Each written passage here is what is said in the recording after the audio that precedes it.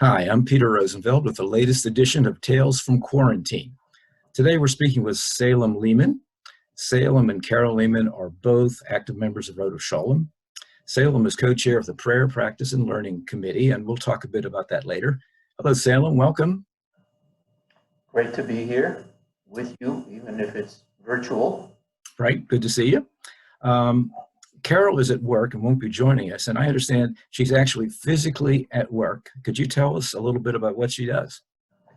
Well, Carol is an occupational therapist, and she works at Longwood in Oakmont. She's considered essential. It's a part-time job. She works 2 or 3 days a week. Nowadays, with all the added precautions, extra steps, when she sees a patient, days tend to be longer and a little more complex. So that's where she is right now. Okay, so obviously you can't do that sort of job remotely on on your laptop. No. Okay. We're now over a month into Pennsylvania's stay-at-home order from Governor Wolf. How have these restrictions affected your daily routine, affected your life? Well, I think we find that being home a lot more than to be is not that bad. We both have hobbies. Carol does in glass and mosaics. I have a model railroad. We both do a lot of reading. Carol is organizing closets. But we obviously are not going out to dinner or lunch or breakfast, which we always used to like to do. Can't wait to get back to that. We've done some takeout, but I don't like eating out of styrofoam boxes. So it could be a lot worse. Let me put it that way. Yeah, I know a lot of people are experiencing stress and anxiety. Has that been a problem for you? Well, I think we have some anxiety about being afflicted with coronavirus one way or another. Concerned about that. We try to be very careful in our social contacts. We firmly believe in physical distancing and things like that. We actually had a conversation about what would we do if if one of us had to quarantine here at home. And it's interesting because several months ago, we did away with our guest room and turned it into a fitness room. We gave away the bed, some other furniture, and installed a treadmill and put mats on the floor, TV. And we have free weights and recording various exercise recordings and other stretching exercise charts and things. So where would one of us go if we had to quarantine? We're not sure. How are you celebrating family events? Like, for instance, Passover. How did you handle that? Well, the first night, and we do, both of us grew up in the conservative tradition, so we have 2 seders. The first night, there were, I think, 16 people with our son's in-laws. And everybody was here in Pittsburgh. The second night, we did a Seder here on Zoom, and we had 30 people from, I think it was 7 different states and 11 different homes. And people that we would not have been able to have a Seder with, our nephew in California, nieces in Florida, who would not have traveled here for a Seder, but we were on Zoom with them. What about the first night? Was that an electronic connection too, or were you in person? Yes. That was also electronic. It was electronic. And then the day after the end of Passover was a milestone birthday for Carol. So we had a surprise birthday party for her. She thought it was just she and I and the kids and our grandson. And so we were sitting looking at Zoom, and various friends and relatives kept popping up on Zoom. which again, people that would not have traveled here for a birthday party like that, unless we had, a really major event. Prior to the pandemic, our son Aaron and I and our daughter Rachel had talked about having a cocktail party at our son's house for, 30, 40, 50 people, friends, relatives. But obviously that didn't happen, so we did it on Zoom. Do it on Zoom. That's become the way of life for business and for personal connections. Salem, you've been active as a volunteer in public safety efforts for a long time, and I've had conversations with you about that. Could you tell us a little bit about what you have done, what you do, and how that's influenced the way you think about this pandemic? Well, I'm a member of the volunteer fire department here in Aspinwall, where we live. It's all volunteer.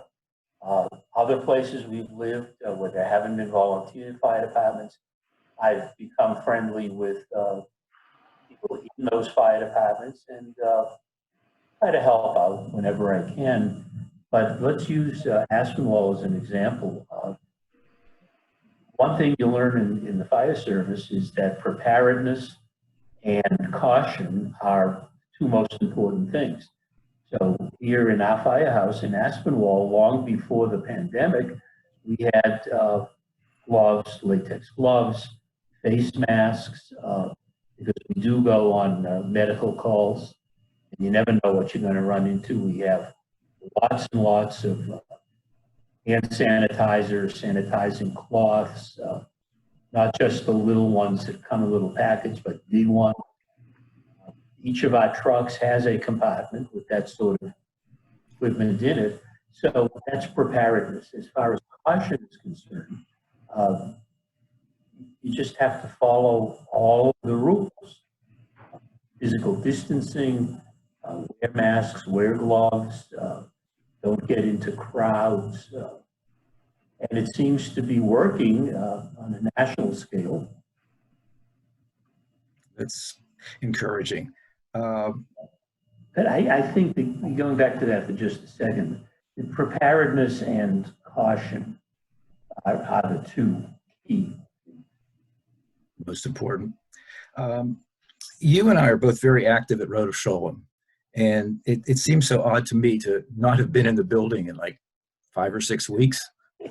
And we're still doing things. And I just wondered, and I know I've been getting emails from you and things that you're up to, but how have you been keeping involved with planning and carrying out some of the programming mission of prayer practice and learning while we can only connect remotely?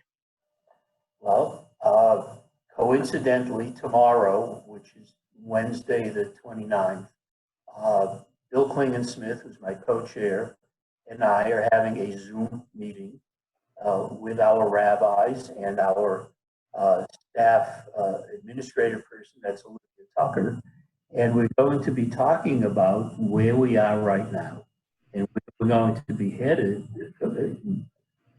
we want to go forward. And that's whether we can get back into the building and have programming and or do it virtually, digitally, by recording various programs or having interactive programs like as on Zoom.